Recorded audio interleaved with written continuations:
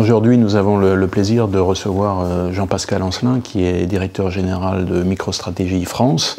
Jean-Pascal Ancelin, bonjour. Bonjour. Alors d'ailleurs, vous êtes directeur général de MicroStratégie France, mais aussi vous êtes responsable de l'Europe du Nord, qui couvre quasiment la moitié nord de l'Europe, jusqu'à la Russie. Donc c'est un ensemble de pays assez large. Donc vous savez, dans cette interview, c'est la tradition. L'idée, c'est que vous nous fassiez part d'un élément d'actualité, d'une tendance ou d'une évolution qui vous paraît importante ces dernières semaines. Donc pour vous, qu'est-ce qui a retenu votre attention? D'abord, merci de m'inviter. Effectivement, je voulais rebondir sur le salon Big Data qui a eu lieu la semaine dernière, où effectivement beaucoup de personnes, beaucoup de monde, beaucoup de clients, beaucoup de partenaires également présents lors de ce salon. On a senti une vraie dynamique autour de la démocratisation de la donnée. Avec cette notion de big data, de machine learning, on a vraiment le sentiment aujourd'hui, avec cette expansion de l'usage vers les métiers, qu'on a de vrais use cases, de vrais ROI, notamment autour par exemple du blanchissement, autour de la satisfaction clientèle, autour de la remontée d'informations temps réel au niveau de la supply chain. Donc véritablement, on sent une vraie effervescence en 2018 sur le big data, sur le digital. Mais attention, avec toujours cette implication de la gouvernance de la data qui reste un élément très important. Oui, parce que finalement, c'est bien d'avoir de bons outils, mais si les données ne sont pas de bonne qualité, si on n'est pas capable de les gérer correctement, voilà, on ne va pas réussir à faire grand-chose d'intéressant. Oui, c'est important d'avoir la même définition effectivement de la donnée au départ. Les indicateurs peuvent être différents. Tout le monde utilise aujourd'hui, analyse l'information dans tous les départements métiers. En revanche, la définition de la data au départ est le plus important pour ensuite pouvoir prendre de meilleures décisions. Très bien. Alors, on va parler un peu de MicroStratégie, puisque c'est quand même l'objectif. Vous avez annoncé récemment, donc vous avez votre plateforme, hein, c'est MicroStratégie 10, et donc c'est la 10.10. Donc ça a été annoncé en décembre dernier et plus récemment en France. Et donc dans cette nouvelle version, il y a évidemment un renouveau de l'ensemble de la plateforme, mais aussi il y a deux modules, je ne sais pas comment vous les appelez, c'est MicroStratégie Desktop et puis Workstation. Alors le premier, c'est plutôt orienté utilisateur, et le deuxième, c'est plutôt orienté pour les développeurs et les administrateurs. Est-ce que vous pouvez nous expliquer un peu ça, pas en détail, mais donner une présentation assez générale de ces deux annonces? Bien sûr. Donc MicroStratégie, ce qu'on met à disposition, d'abord, c'est une plateforme analytics complète qui repose sur un metadata unique pour justement garantir cette gouvernance de la data qui est importante pour nous quand on veut déployer à grande échelle. Et effectivement, sur notre version 10.10, on a amélioré la partie desktop, c'est-à-dire la partie usage, on va dire vers le self-service, la data validation qui est très importante aujourd'hui puisqu'on veut démocratiser, on veut que les métiers soient beaucoup plus agiles, donc on a intégré de nouvelles fonctions au niveau des métiers. Et puis sur la partie Workstation, on a permis une simplification de l'administration de la plateforme. Justement pour la partie desktop, est-ce que vous pouvez être un peu plus spécifique, c'est-à-dire, bon, effectivement, les différents métiers ont à disposition les outils d'exploration et puis d'analyse des données, éventuellement avec des outils de visualisation, mais est-ce qu'on arrive à un moment où ils peuvent, je ne sais pas moi, est-ce que vous leur fournissez des templates ou des choses comme ça qui leur permettent d'aller plus rapidement parce que eux ils ont peut-être pas toutes les connaissances nécessaires pour faire toutes ces manipulations là. Est-ce qu'on a une évolution importante dans ce domaine? Oui, on a une évolution importante qui n'est pas due à la 10.10 parce que l'objectif de la sortie de la version 10 qui date de juin 2015, c'était d'abord de faire un très gros focus sur cette notion de self-service, data validation, donner plus d'autonomie aux métiers, leur permettre de créer eux-mêmes leur tableau de bord, donc de manière très simple, sans intervention de la partie IT. Donc même un utilisateur financier qui souhaite rentrer un fichier Excel et créer son propre rapport et analyser ses propres fonctions avec un visuel très important, puisqu'on a vraiment amélioré en 10.10 toute la partie graphique, toute la partie tableau de bord. bord peut le faire sans intervention de l'informatique. Ça, c'est un point très important aujourd'hui. D'ailleurs, quand vous voyez le Gartner, on parle de BI moderne, on parle de self-service, de data visualisation. Notre objectif, c'est d'arriver là. Et donc, on investit beaucoup sur cette partie avec des modules comme le module de collaboration qui permet sur des mêmes tableaux de bord à l'utilisateur de surligner, de mettre des commentaires en temps réel et surtout de partager son rapport, son tableau de bord avec d'autres départements métiers. Lui-même va mettre une annotation. Donc on est de plus en plus dans cette notion d'intuitif. Donc on va rentrer de l'information, mais on va également permettre de notifier cette information et de la partager avec d'autres départements au sein de la même entreprise. Donc ça veut dire que, parce que vous avez utilisé le mot collaboratif, plusieurs personnes d'un même département ou de plusieurs départements vont pouvoir à la fois accéder et travailler sur le même document. Exactement. Il n'y aura plus besoin de cette circulation de... Voilà. Travailler sur le même document, intégrer des commentaires dans le même document, le partager, lancer des notifications. Donc c'est vraiment de l'échange aujourd'hui en temps réel sur une information qui serait importante à partager vers d'autres collaborateurs de l'entreprise. Pour continuer un peu sur ce sujet-là, donc on a parlé des différents métiers, de templates, donc ça veut dire des modèles prêts pour des usages particuliers. Est-ce que vous êtes multisecteur, je dirais neutre vis-à-vis des secteurs, ou est-ce que vous avez des points de force particuliers sur certaines activités?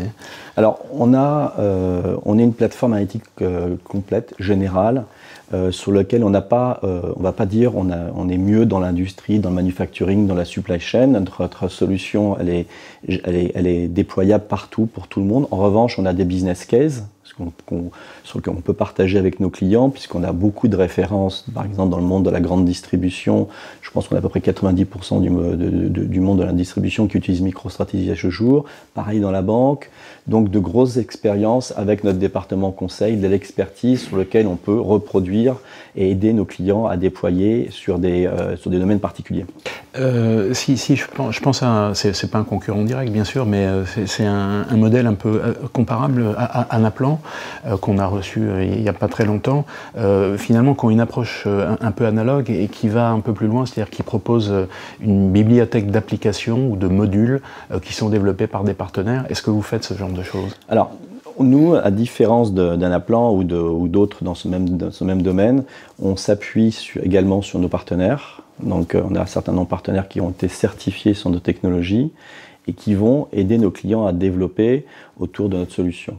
Par contre, on ne va pas délivrer, par exemple, de data mart prédéfinis pour la finance ou pour l'industrie et le manufacturing.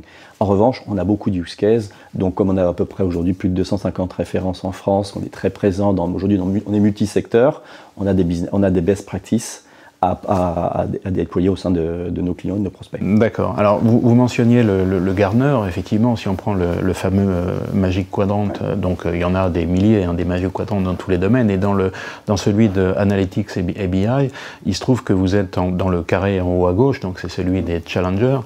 Et ce qui est assez particulier, c'est que vous êtes le seul dans ce carré-là. Dans les trois autres, il y en a un certain nombre, surtout en bas à gauche, il y en a beaucoup. Mais dans ce carré des challengers, vous êtes le seul, et ce qui donne l'impression que vous avez une position un peu singulière sur le marché. Est-ce que vous êtes d'accord avec cette vision-là, et finalement, comment elle se manifeste, cette position singulière? C'est vrai que on est un éditeur où on propose une plateforme entière, une plateforme globale analytics, on-premise ou cloud, et on délivre en fait de l'analytics pour l'ensemble des départements métiers. On fait du reporting de masse, du dashboarding, de la requête, du multidimensionnel et puis du self-service data. Donc on est une plateforme globale et on a un metadata. Et donc c'est vrai que l'année précédente, nous étions visionnaires, donc sur la partie droite, en dessous des leaders. Et cette année, vous avez raison, on est passé sur la partie challenger. Pourquoi? Parce qu'au-delà, je dirais, de cette plateforme analytics, MicroStrategy a investi beaucoup sur cette notion de self-service et data visualisation. Donc je dirais que par rapport aux autres qui avaient ce même positionnement que nous, on est monté sur la partie Challenger parce qu'effectivement, je crois qu'on est le seul éditeur capable d'offrir une plateforme entière, capable de migrer très rapidement vers les leaders du fait de notre implication de plus en plus sur le self-service et la data visualisation. Donc, En plus, visionnaire, pourquoi aujourd'hui Challenger? Parce que très bonne exécution, nos clients sont ravis, et déploient nos solutions en production partout. Après, effectivement, il nous manque peut-être une vision un peu plus large aujourd'hui qui nous permettra de passer sur la partie leader. Très bien. Vous avez mentionné le cloud, donc vos solutions sont complètement disponibles via ce mode de consommation, si je puis dire. Et d'après ce que j'ai pu lire, finalement, c'est proposé aux utilisateurs, mais il n'y en a pas beaucoup. La plupart de vos utilisateurs sont toujours on-premise, comme on dit en beau français. Est-ce que, c'est vrai? Et si oui, pourquoi c'est comme ça? Alors, c'est vrai que si on regarde la part des clients qui sont on-premise et sont cloud, aujourd'hui, on a encore à peu près 80% de notre base installée qui est on-premises, mais on a quand même des clients qui ont décidé qu'ils étaient on-premise et qui sont passés dans le cloud. Le cloud MicroStrategy, c'est un cloud, en fait, dans Amazon. D'accord, donc nos clients vont pouvoir utiliser exactement les mêmes solutions on-premise dans le cloud, mais chez Amazon. Et on peut, si on le souhaite également, délivrer une partie conseil par MicroStrategy pour gérer les notions d'upgrade, de migration. Nous, notre plateforme, elle est on-premise ou cloud, de toute façon. Donc le choix, il est toujours ouvert lorsqu'on rencontre un prospect, c'est-à-dire qu'on dit, effectivement, MicroStrategy, vous pouvez l'utiliser dans un contexte on-premise et le déployer à grande échelle, mais si vous le souhaitez mettre dans Amazon, il y a aussi cette possibilité. Et vis-à-vis de ça, vous êtes neutre ou vous poussez plutôt vers l'un? Parce qu'évidemment, le sens de l'histoire, c'est vers le cloud, donc est-ce que vous poussez un peu dans ce sensla? Non, enfin, on explique l'intérêt des deux solutions. C'est vrai qu'aujourd'hui, le cloud, ça permet d'avoir plus d'agilité, de pas entre guillemets se soucier de l'infrastructure qui est chez Amazon. Mais pour nous, on ne pousse pas véritablement. On va dans le sens de l'histoire. On a mis en place cette solution MicroStrategy chez Amazon et c'est très important pour nous. On a des clients importants dans le cloud aujourd'hui et on souhaite, on promeut, c'est-à-dire qu'on explique vraiment notre positionnement, mais c'est quand même nos clients qui à la fin décident. Est-ce que vous proposez ou est-ce que vous avez des clients qui le font d'avoir des solutions hybrides, c'est-à-dire qui ont une partie chez eux et puis une partie chez Amazon pour 36 raisons différentes? Alors, pas dans le décisionnel. C'est-à-dire qu'on a des clients effectivement qui utilisent Amazon sur d'autres applications pour autre chose, mais on n'a pas de clients qui utilisent MicroStrategy. Une partie dans le cloud, une partie dans l'autre. C'est l'un ou l'autre. Mais c'est un choix client, hein, d'accord? Nous, mais en revanche, c'est vrai qu'on pousse sur cette notion de cloud, puisqu'on pense que c'est l'avenir quand même. Et donc vous avez cité Amazon, est-ce qu'il y a d'autres qui sont en cours? Oui, il y a d'autres qui sont dans la roadmap, notamment Azure, qui est important pour nous. D'accord. La business intelligence, donc c'est la terminologie qu'on utilise aujourd'hui, mais ça existe. On va pas refaire l'historique depuis l'infocentre d'IBM, mais parce que ça nous prendrait un certain temps. Mais il y a quand même eu quelques étapes évolution technologique majeures. Bon, il y a eu évidemment tout ce qui est le big data avec les données non structurées et puis technologie Hadoop, ce genre de choses. Il y a eu les technologies in-memory. Et puis plus récemment, il y a eu toute l'intelligence artificielle, donc le machine learning, vous avez mentionné. Comment vous vous positionnez par rapport à ces différentes technologies? Alors, c'est vrai que vous avez mentionné cette BI qui a beaucoup évolué ces 30 dernières années, hein, c'est vrai. Infocentre, BI, décisionnel, analytics aujourd'hui. MicroStrategy, d'abord, est un éditeur indépendant. Donc on n'a jamais racheté de technologie. Par contre, on a toujours été très innovateur on est un pure player sur cette partie-là, on fait que ça. C'est vrai qu'on a été les premiers à sortir notre solution sur le web. Ensuite, on a été en 2010, on a sorti la solution mobile sur iOS et d'abord sur iOS et aujourd'hui sur Android. On en reparlera peut-être après.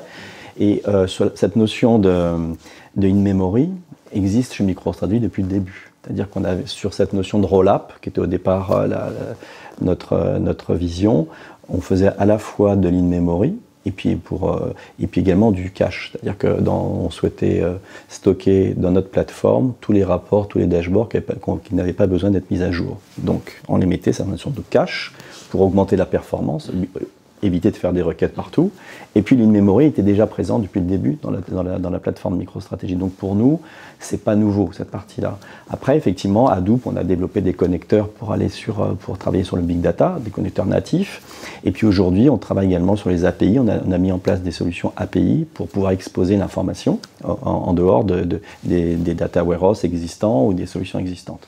Donc je dirais que cette notion d'innovation technologique, on le suit bien depuis longtemps. On a suivi le web, on a suivi l'in-memory, on a suivi la mobilité, on a suivi le cloud, on suit le big data, mais on fait que ça. On est très focus. C'est pour ça qu'on est très innovateur dans notre métier. Le machine learning, l'intelligence artificielle, est-ce que vous avez des recherches dans ce domaine? Voilà, alors on a des recherches. Le machine learning, pour nous, ça se côtoie le big data. C'est-à-dire que c'est cette notion de calcul statistique qui va permettre qui va prendre en compte également le data mining et qui va prendre en compte beaucoup de volume d'informations et ensuite va sortir des algorithmes importants pour faire de l'analyse prédictive. Bah oui, nous, comme on a une plateforme, ça reste une source d'information sur laquelle il faudra accéder à un moment donné. Donc oui, notre plateforme est ouverte au machine learning, comme elle est ouverte aux accès big data. Pour nous, donc c'est un récipient comme un autre. Donc ça veut dire que pour vous, le machine learning, ce serait une technologie sur laquelle vous allez connecter. Vous n'avez pas de développement en interne dans ces domaines-là. On travaille sur notre roadmap sur des développements, mais aujourd'hui, on est plus sur la notion de connexion. Alors, pour boucler un petit peu sur tout ce qu'on a dit, donc vous avez dit depuis 30 ans, hein, décisionnel existe quasiment depuis le début de l'informatique. Il y a vraiment cette idée qu'il fallait donner à l'utilisateur les moyens de faire ses propres recherches sans l'aide de spécialistes. Alors on parle aujourd'hui de data scientists, enfin il y a tout un tas d'experts nécessaires pour ça. Et puis de l'autre côté, c'est du côté de l'informatique, le fait qu'on puisse déployer ces solutions et sans avoir accès à la DSI parce que finalement ça prend 6 mois avant qu'il se passe quelque chose. Enfin, j'exagère un petit peu. À votre avis, est-ce que c'est ce paradigme, pour utiliser un mot un peu compliqué, est-ce qu'on va y arriver un jour où finalement, dans ces deux domaines, il y aura toujours besoin d'experts, de spécialistes pour pouvoir faire les choses? Alors moi, je pense qu'on va y arriver, ça c'est sûr, et je pense qu'on est vraiment bien parti pour y arriver. C'est vrai qu'au départ, on voulait éviter les demandes d'utilisateurs vers l'informatique pour « tiens, j'ai besoin de tel rapport, j'ai besoin de créer tel rapport ». Et c'est vrai qu'on a beaucoup évolué avec le multidimensionnel ensuite, qui étaient des technologies plus simples à utiliser. Les produits ont évolué aussi en termes d'ergonomie.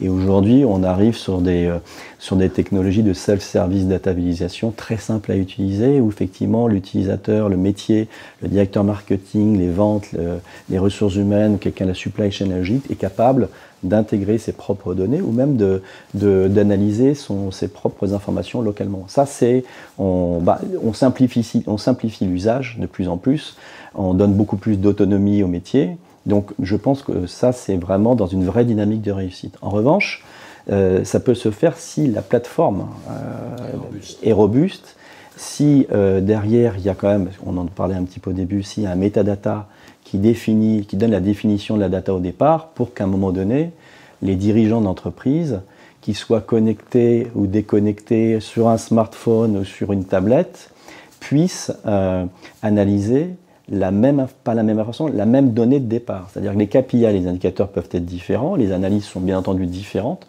En revanche, si on veut avoir une cohérence et si on veut faire les meilleurs choix, il va falloir quand même qu'on s'interroge et qu'on maintienne un metadata. C'est l'intérêt de la plateforme MicroStrategy, hein. C'est que nous, on dit aujourd'hui self-service, data vis, agilité vers les métiers, aucun problème.